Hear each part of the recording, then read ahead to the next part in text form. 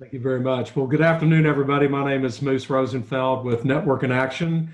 And I think we have a great program today. We have experts in the insurance industry and various parts of insurance. And so Samantha Kato with ABM Insurance and Benefits, along with Mike Alexander Sr., Mike Alexander Jr., also with ABM Insurance. And these guys are members of two of my NIA groups. And Samantha, would you like to introduce yourself and give a little brief history of what you guys do? And I think we were going to focus on business interruption and another topic. So I'll just turn it over to you and introduce yourself and talk a little bit about ABM Insurance and what you guys do in the marketplace, and then those particular subjects. So I'll turn it over to you.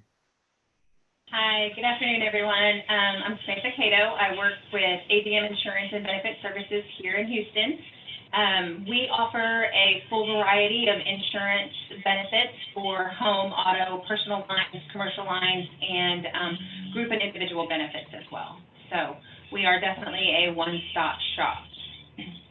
And this is Mike Alexander Jr. We say everything. Yeah. So do you just want me to jump in, on business income and interruption, or? Yeah, that'd be great. Okay. So right now, with the uncertainties of, COVID-19, a lot of the small business owners are finding out that communicable disease is excluded from, their policy, their coverage. And we kind of just wanted to dive in and give an explanation as to, where you can find that in your policy and maybe why it's not covered if you have the business income and business interruption on your policy. It is a property coverage, so you have to have a direct physical loss to your property, that being your building or your content coverage. And because there's not a direct physical loss, there's no coverage afforded under business income or business interruption. Now, most unendorsed policies do have a specific exclusion that does exclude communicable diseases, pollutants, any kind of contaminant, and that is a CPO 104, and that is included on every policy on the property aspect coverage. So where there's question of is COVID-19, does it cause direct physical loss to your property? It doesn't, and that is why the small business owners are seeing their claims being denied right now. Is that those type policies like the business interruption, and I'm not sure what civil authority is, how do you rate those, or how does someone inquire about that type of coverage? Civil authority specifically? Civil authority, and that's going to be the thing that the lawyers and the class action suits will try to base their assertion and claim on, is that the cities and states, the government, mandated that the businesses close.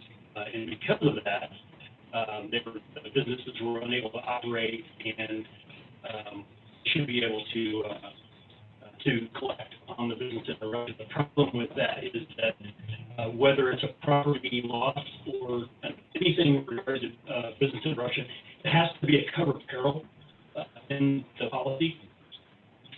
So, for instance, if there's a fire and your business was damaged or destroyed, and the government said you can't go into that building, even though your property may have been untouched by the fire.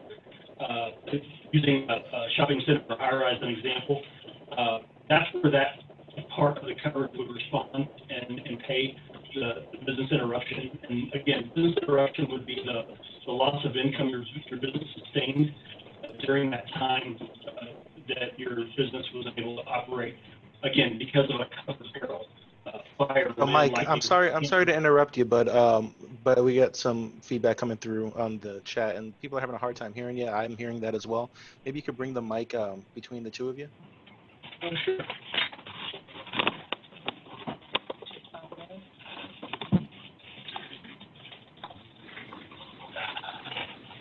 Can you hear me better? Yeah, just keep riffing.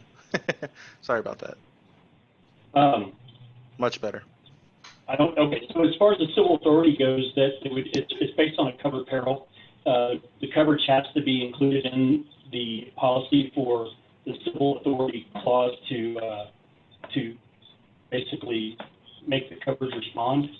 I use the example of a shopping center or high rise.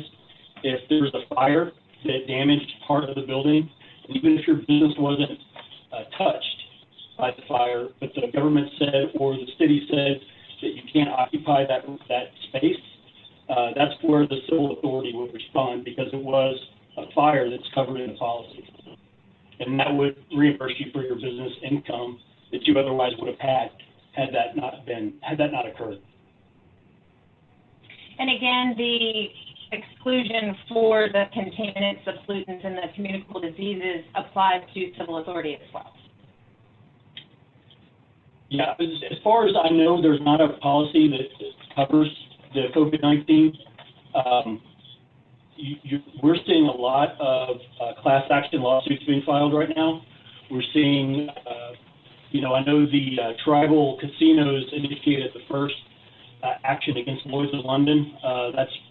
That's probably been that's probably close to 30 days now, seeking summary judgment to get a court to decide one way or the other whether it should or shouldn't be. I think the argument that gets made by the attorneys is that it won the civil authority, and then secondly that there was property damage because the virus contaminated the building, the hotel, restaurant, whatever the situation is. But all those policies have a waiting period, typically between 72 hours or 7 days. And it's been documented that the virus does die within 48 hours of where it's at. And maybe that gets proven differently in court, but that's kind of what we're seeing right now. That sounds great. I'm just putting in a thing about, about if they have questions, to put it in the chat. So I have a question about, there you go. I do have a question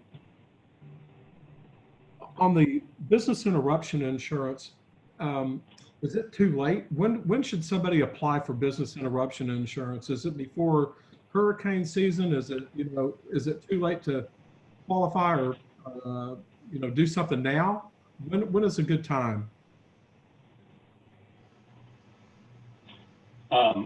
Anytime you're reviewing coverage with your current agent, you should look to see, one, the amount of coverage that's afforded in the policy. In most cases, if it's a standard company like the Hartford, Liberty Mutual, Utica, they're going to have an actual loss sustained clause in the policy, which means your actual loss of income during that period of time that you were unable to occupy that property, again, because of a covered peril. So obviously, with being in the Gulf Coast, we're susceptible to hurricanes and wind damage. So you certainly want to do it before that. I mean, that's right around the corner. Mm-hmm. Daniel, do you want to read Helen's question?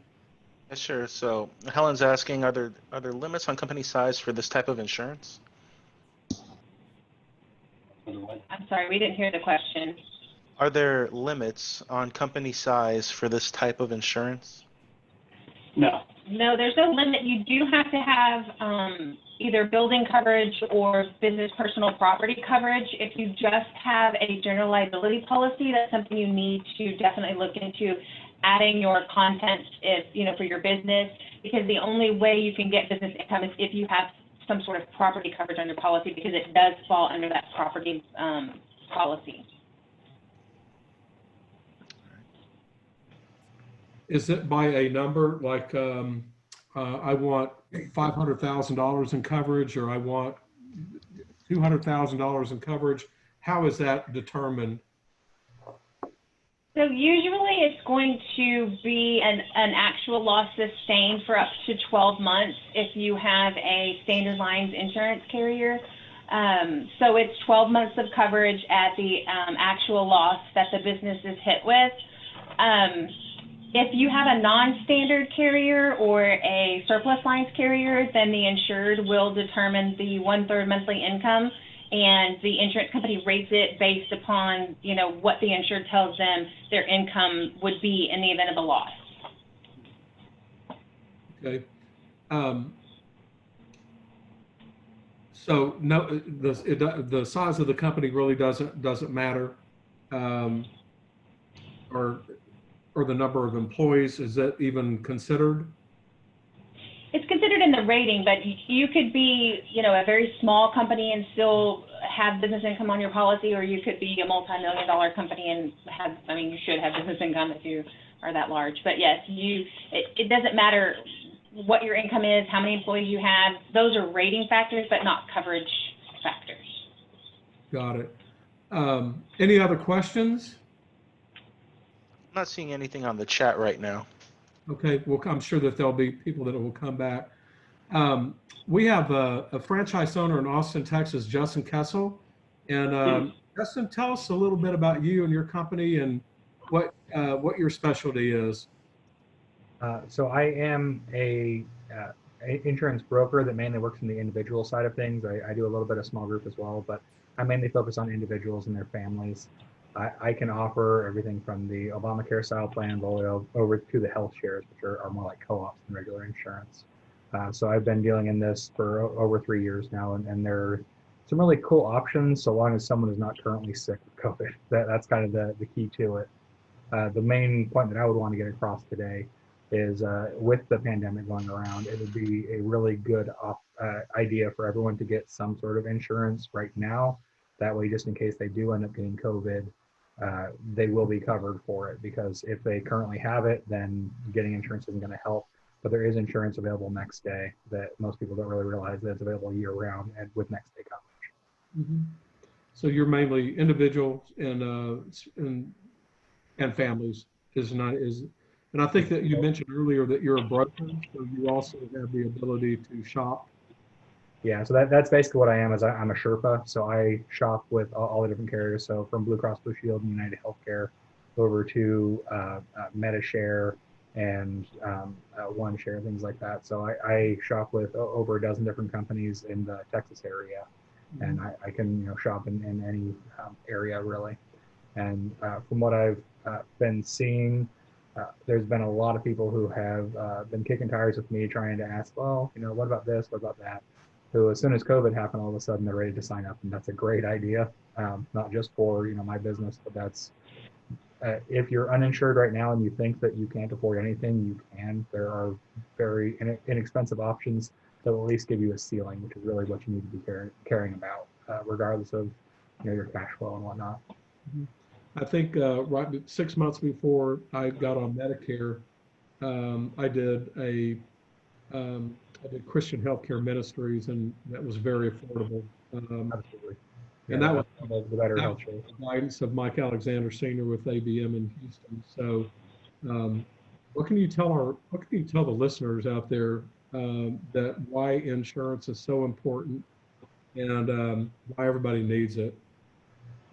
Health insurance, I mean, it's the #1 reason why people do GoFundMes or go bankrupt. It's kind of an absolute necessity when it comes to American life, and most people go without it just because they feel like they're healthy and they can't really afford that type of expense, and that's why it's so important to be able to shop around on it. The other nice part about what I have found personally in the healthcare industry is there are a lot of what are called direct primary care doctors.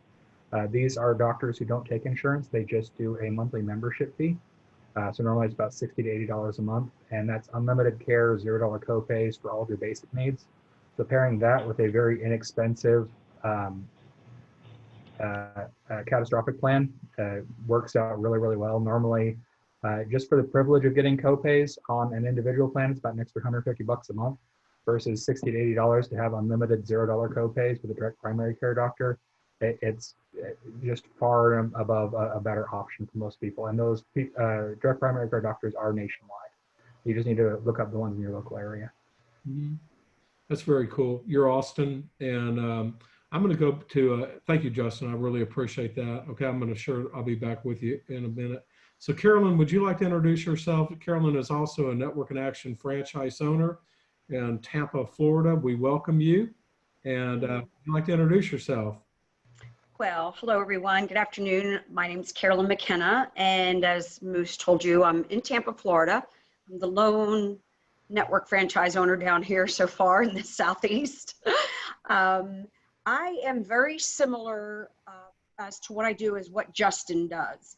I primarily do work with individuals, small families, small groups in the healthcare market. Primarily, of course, I do life insurance, long-term care, med sups, annuities. I can do it all, everything that my license provides.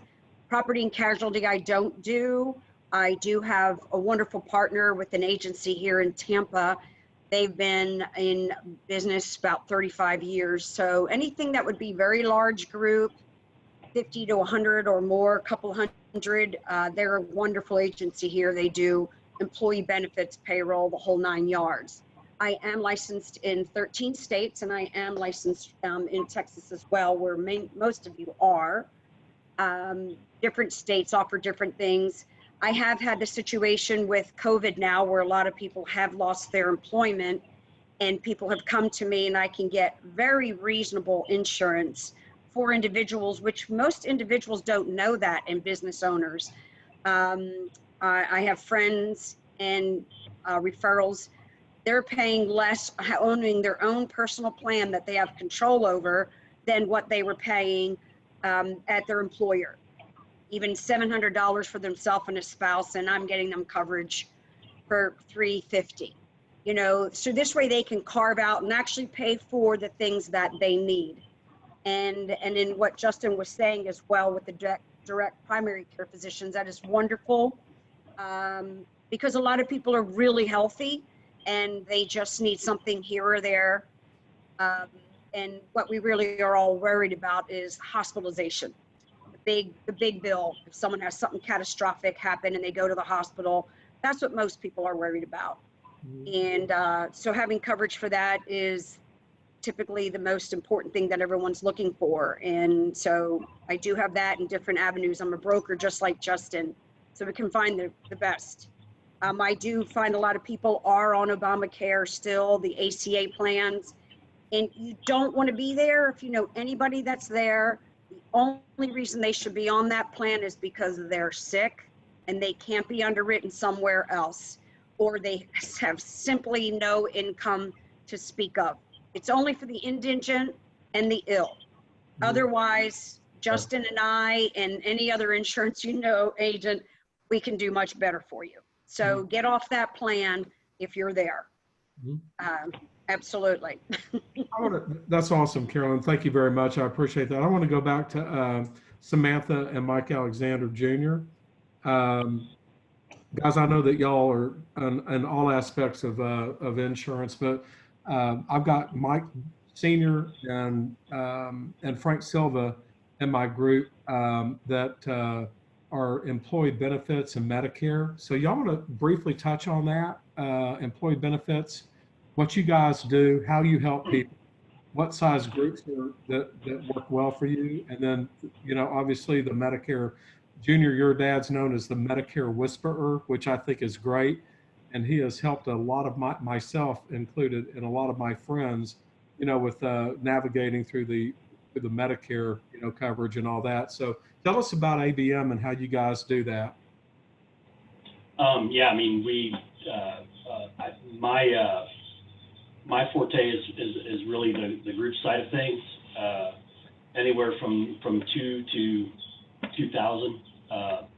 You know, that's pretty much, we have groups that range everything in between, and each group's going to be different. So, you know, we sit down and consult with them, determine what's going to be the best option for them. I mean, what matters most to them, whether it's price, coverage, or service.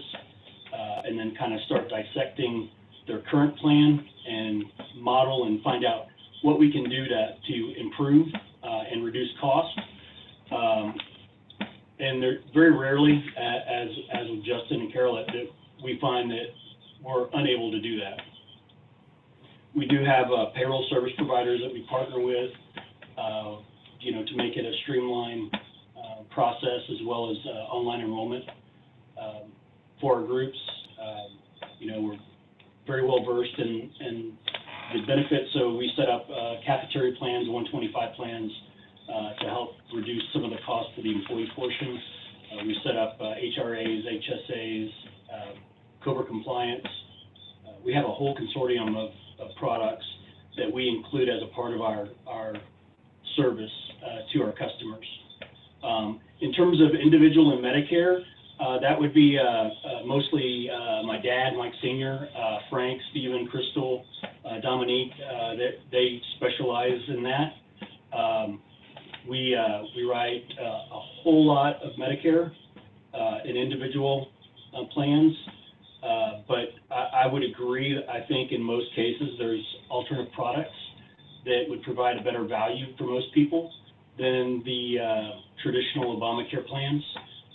And again, each person is different, so you have to kind of meet with them, determine what matters most to them, and then go from there. So I know that there are Plan Fs and Plan Gs on Medicare. Well, do you have a preference? Plan F is no longer there.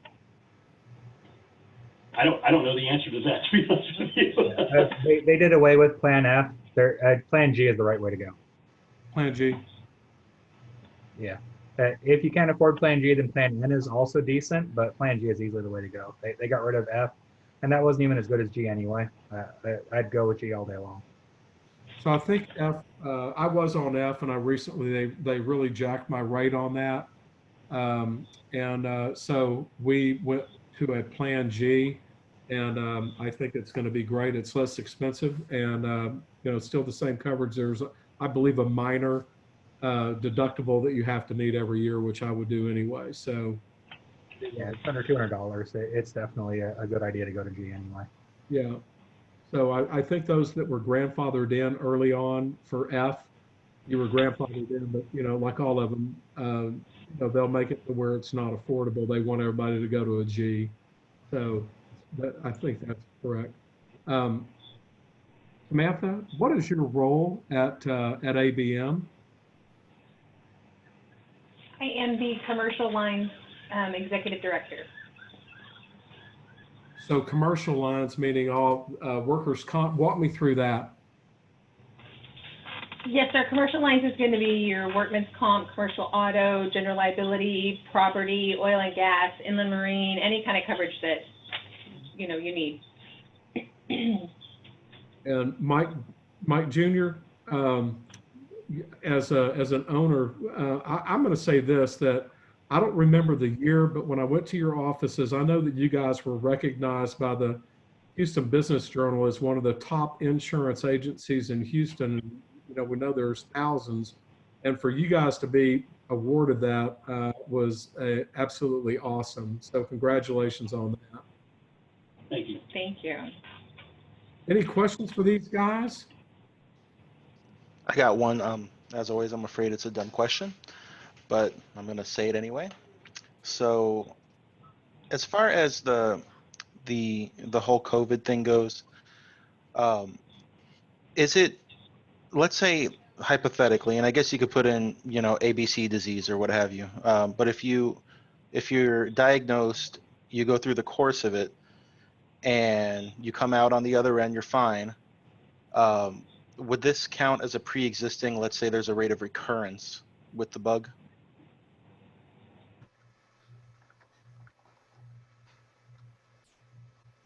Does that make sense, the question? Not really. Can you rephrase it a little bit?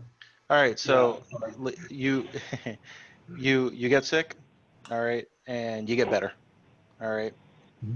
ABC disease, whatever it is, if it's COVID or what have you, and you get insurance. or you're applying for insurance, would that count as a pre-existing if there's a rate of recurrence with that bug? So with COVID, as I understand it, there's possibly a rate of recurrence. Yes. Well, I so don't think it's not like HIV or AIDS where you have it the rest of your life. I think, as I understood it, your body builds up antibodies to fight it off, so that whether you maintain the virus and still carry the COVID-19, it's not going to affect you. So if you got ill again, it would be a different strain and a new occurrence. So it wouldn't technically be a pre-existing condition. It would be a new condition created by the same. Same would be true with the influenza, the normal influenza. I think most people within their lifetime get the flu, and each new case, even though it may be a similar strain, it's different, and you get sick. So I hope that answers your question. It does perfectly. Thank you very much.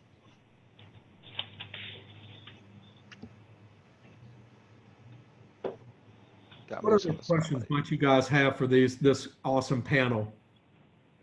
We know coverage is important. We know finding the right coverage. There's lots of different coverages out there to fit any budget. I think the main thing is to definitely have insurance, but I'm sure there's other questions out there that, that we haven't asked yet.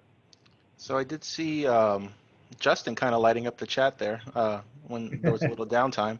So, you guys were asking about the company size, and let me see. Justin, Helen, when it comes to a company, they're required to offer the group health at 50%. Okay, that's a little. All right, Karen asked, what plan did he say to get off of? Obamacare plans, and then Justin chimed in, Obamacare, it's great for those with majority health issues and those who are 100 to 400% of poverty line, but otherwise there are much better options available. So that's what's on chat right now. If anybody wants to drop anything else in the chat, by all means chime in. Yeah, I did want to make one more shout out to the direct primary care model. On a group insurance level, they normally will charge $50 a month per employee for that. And so that gives you all of your basic care at a $0 copay. So even for a company that can't afford to give insurance, so think like a 3 to 12 employee company, it's a really good idea to be able to offer that to your employees and just kind of say, hey, we can't afford the full thing. I'll tell you what, we're going to get all your basic needs covered, and you just go find a catastrophic plan out there. It's a really good way for keeping retention rates and not really breaking the bank. Thanks. And we also have a couple more here. So can you elaborate on interruption insurance and how it works? Anybody? I think that probably go to Samantha or Mike. Yeah, business interruption insurance and how it works. It's basically the same thing as the business income. Business interruption is going to pay out for whatever limit you have on your policy, whether it's an actual limit or that 12-month actual loss sustained, and it pays for the income that you would have gotten in the event of a loss due to a covered peril, fire, wind, hurricane, those types of perils, to the actual property coverage of your policy. It will also pay for extra expenses such as your payroll and other things of that nature that the business has to keep paying out while you're inoperable. So Samantha, walk me through the step one of that is to figure out what your annual income, what your annual revenue might be, and what it would cost. If you went down for whatever given reason, your policy is based on a premium to cover whatever that loss might be. Yes, sir, or it's included in your policy as a package, and it's considered in the total rating of your property policy. So it really depends on the carrier and type of policy that you have. So it's important to check your policy first to see that you have property coverage on your policy. It's important to see what your limit is. Is that a sufficient limit in the event that you are out of business due to a covered loss, due to a hurricane or a fire, or anything that happens to your property based on the named perils in your policy. So there are various policies and various coverages, so it really just depends on what you currently have. And it's a good idea to pull it out, look at it, you know, see what you've got. Call us, call your agent, call someone to figure out what your next steps would be, because every policy is going to be rated differently and every policy is going to provide coverage at a different rate. Yeah, so for instance, on that note, so for instance, we have policies that include loss of power after a certain time frame. So if the business is unable to open because the power's out for 48 hours, the BI, the business interruption, will respond. We have policies that extend the business interruption coverage to vendors or providers of services to that company. So for instance, if you are a restaurant and you get all your pastries or whatever you get from a bakery and they have a loss because of a fire, your business interruption could potentially respond to that as well. So there's a lot of nuances, and it's important to know what coverage is afforded in the policy. You know, the big one right now has been the electronic data endorsements with fraud and you know, hackers breaking into systems and putting out ransoms to release the data. These are all things that you can include in your policy that would extend or broaden the coverage of your business interruption as well. That's awesome. Let's see here. Rich Iazetti said, business liability versus personal liability, pros and cons for a solo proprietor. For a sole proprietor, it just depends on the situation and circumstance. You know, we're not attorneys and we don't claim to be, but I think an attorney would probably advise a sole proprietor to form a corporation as at least a level of protection or a shield against personal lawsuit. That doesn't mean that they can't sue you. I mean, people can sue anybody for anything, and they do. But your coverage, your protection is going to be broader when it's a company business policy versus a personal liability or personal umbrella, for sure. Rich, does that help you?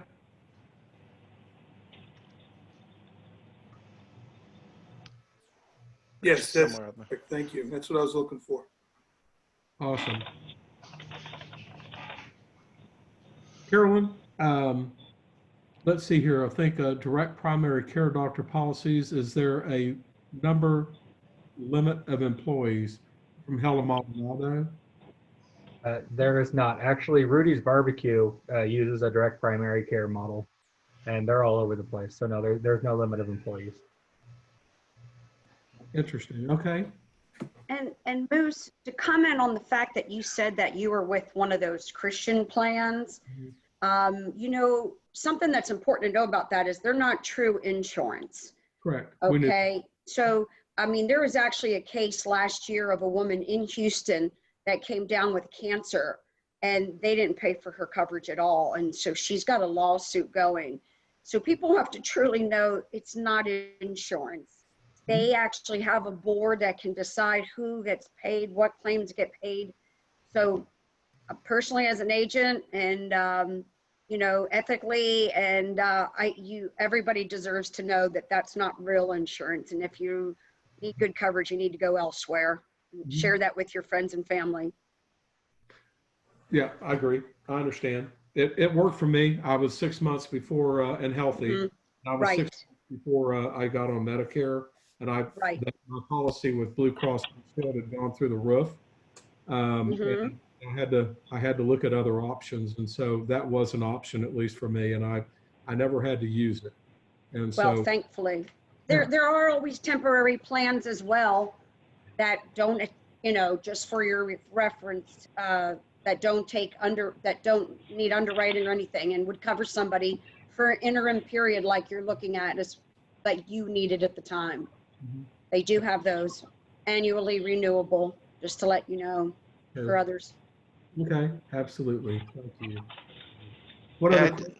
I actually did have somebody present one of those plans to me a while back, and it did seem like it was, they do kind of arbitrarily, say, who gets to benefit from what, and they Right. kind of veteran in the people who've been there the longest get the kind of top priority, that kind of thing. Mm-hmm. I was a little put off by that, and I think for Right. somebody who's super young and healthy, a plan like that might be okay, I guess. But I think the concept is just new, and they need to mature it a bit more. Right. Mhm. Very interesting. I agree. What else? Thank you, Carolyn. I appreciate that. What else do we have out there in the world of chat? So from Kelly, I'm hoping This that is Toni. I have something that I'd like. Go for it, Tony. Go for it. Go ahead. No, you're good, Deb. Okay, thank you. I wanted to just put my 2 cents in about the importance of having insurance. 5 years ago, I woke up with a stomach ache. I was perfectly healthy, but I woke up with a stomach ache that turned into, I had a hernia in my intestines, was about to rupture, became septic, sepsis set in, and I almost lost it and spent 10 days in a coma, 22 days in ICU, 29 days in the hospital, and the bills were $900,000. Hey, caramba. No insurance. Because I was an entrepreneur, it was too expensive, and I was healthy. So when you're over 40, you're never healthy. And I just want to encourage people to get coverage. I went with the Marry the Man plan, so I'm covered now. But and I don't recommend that plan for everybody. But and what's notable about that, and I told my Andre, my healthcare rep in my group, what's notable about that is I had to have a second follow-up surgery a few months later, and between that time was Obamacare enrollment. So I enrolled and got the plan. And my second surgery, I don't even remember getting a bill. I don't even remember getting a bill, let alone how much it was. I'm sure a bill came, but that first one bankrupted me, and I'm still feeling the effects of that. So just wanted to give my 2 cents to those of you who still think it's too expensive. It's not. Got to find a way. Thank you, Tony. We're glad you're better too. Absolutely. A new franchise owner in Kingwood, Humble area, Atascocita, and she's building out some great network and action groups. So you want to ask about travel insurance? This is from Catherine Battle. Is it Bet? Just bait, but just the importance of checking what your plan offers when traveling, because it can be very costly when you're traveling and something happens and your actual insurance won't cover high risk activity or something of that sort. So you want to double check that. If not, get with a travel agency like mine, where we have all sorts of different plans. Thanks. Awesome. Yeah. Hey, yes. Hey, I just want to chime in on something too from what Catherine just said. A lot of folks, and you can tell everybody that you know in your own groups, that I recently had a client ask me about a move from California to Texas because of the COVID. She wanted to deliver her baby here where she was close to family. She had a policy in California, but once she left the state of California, she came to Texas, she had no coverage anymore. So the question to me was, well, what options do I have? Basically, you don't have any. You either pay cash and have the birth in the state of Texas, or you go back to California where you had insurance that was going to cover it. So a lot of people don't realize that there are limitations on their plans too when traveling just interstate, not even internationally or out of the country. Mm-hmm. Yeah, I can comment on that. If you have a PPO plan, then you can have the baby anywhere. But if it's an HMO, you absolutely do need to stay in your state when you're having a baby, something like that. And Catherine is absolutely right. Travel insurance is super inexpensive, and you could always just use a travel agency because they offer that with the package. And that just makes sure that you're always covered no matter what. Because there are a lot of health plans where they either cover it partially or they don't cover it at all. So it's always just better to go through a travel agency for the international stuff. I'd agree with that. What other questions might we have? No, I do. hey, Moose, this is Jesse. One other question I have is, when you have that HMO plan, if you go out of state, I'm pretty sure you can use it for emergency purposes, correct? Yeah, correct. Okay, all right. Just want to make sure. Good Yeah, info. if it was a, spur of the moment, hey, I'm 6 months pregnant and I'm giving birth right now, yeah, they would cover that. But if it was a planned pregnancy, they would not cover it out of state. So that's kind of the difference between those two. Very good.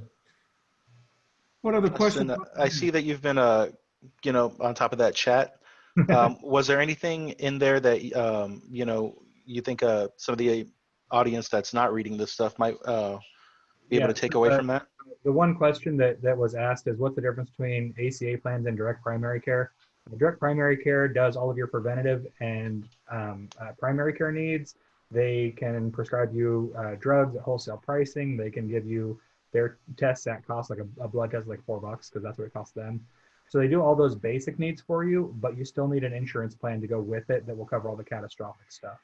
So the direct primary care is a very affordable option that means that you can kind of reduce the first dollar benefits on your health plan and make that less expensive by getting a direct primary care doctor, and they are less expensive than adding copays onto a plan normally.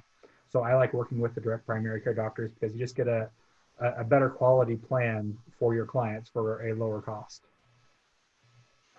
All right. Do they have to be in a network? It's a specific center. So the direct primary care doctor is one doctor at one clinic, and you go to that doctor for everything. But you end up getting your doctor's cell phone number, and you can text them if you're so inclined. So you actually have a very personal relationship with your doctor. But yeah, it is one specific doctor in their own clinic. So what is, Helen says, what are your thoughts on concierge doctors? Concierge is exactly what a direct primary care doctor is. They're just more expensive. I would recommend a direct primary care doctor over concierge because there's no point in going concierge. They kind of double dip. They still charge insurance for some things. So I would always recommend a DPC over concierge. That's good. What else do we have here? So do we know if there's like any efforts on, everyone's talking about reforming how we do pricing in the medical industry in terms of medicine and equipment. Have they been rolling out any kind of major changes? I know they kind of have this little black book in all these hospitals that, say what the price is for like a pill or a screw or something like that. Has there been any Yeah, so about every 6 months, health insurance changes dramatically. So it's really kind of hard to stay on top of. Yeah. On that note, Trump did sign an executive order forcing hospitals to disclose their pricing and give upfront pricing to everyone who wants it on their website, and also disclose what their negotiated rates with the insurance companies are. That's going through the courts right now. That's going to probably be multiple year-long fight. The pharmaceuticals fought something very similar to it, and they ended up winning on freedom of speech grounds for some weird reason. So it's going to be a legal battle for the next couple of years, but they are trying to do something about it. I'm just not sure what the outcome is going to be. I heard this one case about a woman who had this procedure. The reason I brought up the screw is she had a bolt, like she broke her arm or something. She needed a screw in there. And she saw that it was like some $1,500 for the little screw, something equivalent that you could probably get at a Home Depot. And so she actually took it upon herself to negotiate the rates of, the materials that were used, and was able to get this exorbitant amount of money that she owed the hospital. She was able to bring it down. Is there an avenue one can take to maybe fight that fight if they see, that they believe they're being charged unfairly? To put it in general terms, if you have insurance, the insurance has already negotiated that for you, and so you have to go by the contract. If you don't have insurance, then yes, there's a lot more leeway, but you're ending up paying a lot more without insurance. So kind of yes, kind of no. All right. there's a group of that we use. It's called the Claris Group. They'll take bills that has to be in excess of 10,000, and they'll work to negotiate it down. And it doesn't matter if you've had insurance or not. They'll work with the hospital and that's typically what they are. They're usually hospital or life flight centers or ambulance providers. Those are the things that they work probably best with in getting the actual out-of-pocket costs down for that person. Now they charge a percentage of the savings, but it's usually pretty significant. Okay. I got a question in from Liz Akina. She says, I joined late, and if you guys already covered this, then no need. But what are your thoughts on HSA accounts, and why do they cost the company so much? I am pretty young and barely go to the doctor, so this feels like the most economical plan for me. Any takers? In terms of a group plan? She says HSA accounts. Liz, do you want to clarify on that? I personally think health savings accounts are great. It's an avenue employers can take to reduce their costs, and also a way employees can realize that they have some skin in the game. When you have money in that HSA account, it just accumulates over time. It's your money. So when you go to a doctor and he's charging you $250 for a visit, and you know you can go to Ready Clinic for $50, and it's your money, you can make a prudent decision based upon what matters most to you. And I think that's really what's going to change the way healthcare is delivered and administered and cost, is when more people have control and actually see what the costs actually are versus what they receive for that cost. You all know about the $500 Tylenol pill, or as you just mentioned, the $15,000 titanium screw. You don't have to be in medicine to know that that's ridiculous. Right. And I think she's confused that an HSA is more expensive. What's actually expensive is she's on a group plan. She's young. There's probably older people there, but her rate is averaged out to where she's just paying higher rates because she's on a group plan. It's not the HSA. She is getting money put into that to help her later. It's just her insurance rate is higher because she's on a group plan. It's not the HSA. Yeah, so group, I guess group takes an average of the age in the group, the average rate based upon the ages in the group or the demographics of the group, and it provides a composite rate, which is basically that average. So if you do have a 19, 20-year-old person who's insured with a 64-year-old person, the rate for that 19-year-old is going to seem crazy. For the 64-year-old, it's going to seem good, but that's just the way group works. Right. Thanks, guys. Thank you for the question, Liz. Guys, if there's anything else, we could go ahead and put in our final thoughts in the chat. And if you guys want to close out with any other thoughts, anything you think we should take away, that would be great. Justin? So the last thought that I would have, I actually have a story very similar to Toni. I was 23 and I got kidney stones out of nowhere. So I didn't have insurance, and that cost me $18,000, and that was an albatross around my neck for the better portion of a decade. So getting insurance, even if it is the cheapest option possible, it's normally pretty inexpensive if you get the cheapest one. Having insurance is so much better than not having insurance. So regardless to anything, I recommend everyone have at least the lowest level, if not something better. Mm-hmm. Thank you, Justin. Anybody else have anything they want to chime in with? Carolyn, how about you? Backing up what Justin just said, there are plans out there. There's indemnity plans, things to help you with hospitalization. some insurance is better than none. I've always called it a necessary evil. It's better to have something than nothing. And hospitals, I've experienced, they tend to feel that if you have something that you're responsible and you've got, you know, some skin in the game, where you can turn around and negotiate rates with them and they will help you out when you at least have some coverage. So something's better than nothing. Absolutely. Thank you. How about Samantha and Mike? I would just say for business owners, check your policy, go over the coverages, make sure you understand what you've actually purchased. Every year. Yep. I'd agree. Guys, I really thank y'all very much for being on. And if y'all want to hit the save the chat, you can do that. And we really appreciate everybody. We know time is valuable. I found this really, really interesting. I've got several things to do on my end. I do have a quick question about HSAs. That's health savings account. Is there, from a budget standpoint, if you just put in $50 a month for a year, that's $600, and you did it times, you know, for my wife and I, that money just sits there and you can use that anytime you want. How does an HSA for a 67 and a 60-year-old, what benefit would that have? I'm not sure if you can get an HSA being on Medicare, but at